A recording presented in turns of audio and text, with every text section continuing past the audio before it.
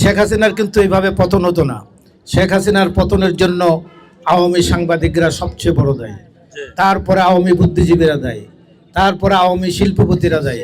তাকে এমনভাবে চাটকারিতা করেছেন, এমনভাবে তোষামদি করেছেন, যে কারণে শেখ হাসিনা এই নিজেই একটা ফ্যাসিস্ট হয়ে গেছেন।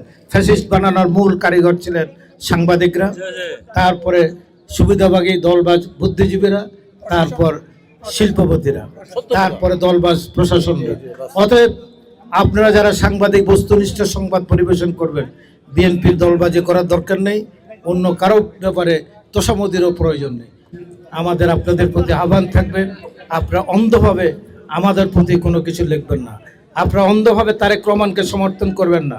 তারেক রহমানের যতটুকু ভুল ততটুকু ধরবেন। আপনি যদি সঠিক সংবাদ পরিবেশন করেন তাহলে দেশ উপকৃত হবে, গণতন্ত্র শক্তিশালী হবে, দেশের অর্থনীতি শক্তিশালী হবে, দেশের স্বাধীনতার সার্বভৌমত্ব সুসংগত হবে। আজকে বাংলাদেশে একটা ফেতনা, আপনি অমুককে ভোট দিলে বেহেশতে চলে যাবেন, অমুককে ভোট দিলে আপনার সমস্ত গুনাহ মাফ হয়ে যাবে, অমুকের নাম বলে বিড়িতে সুখ টান দিল আপনি বেহেশতে চলে যাবেন। অতএব এর থেকে দেশকে রক্ষা করতে হলে ভুল ভ্রান্তি থেকে, ফেতনা থেকে, এই সাংবাদিক ভাইরা আপনাদের কলমটি অত্যন্ত, আপনারা সবাই শিক্ষিত, আপনারা এর থেকে সমাজকে মুক্ত করে নিয়ে আসবেন।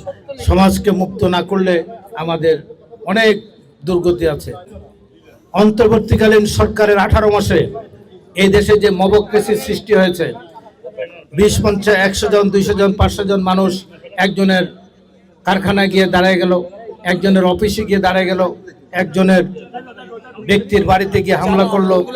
তার কারণে এই দেশে এই যে সন্ত্রাস সৃষ্টি হয়েছে, সন্ত্রাসের একটি, এর থেকে আমাদেরকে মুক্ত হতে হবে।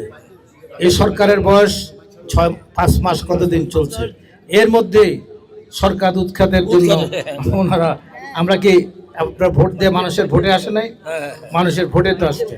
অতএব এর থেকে আমাদেরকে বের হয়ে আসতে হবে।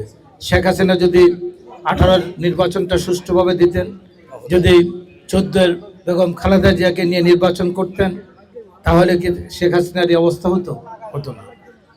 ওই সময় বিনা ভোটে 18তে দিনের ভোট রাত্রিতে, আর 2024-এ এমনি ভোট করে ফেললেন।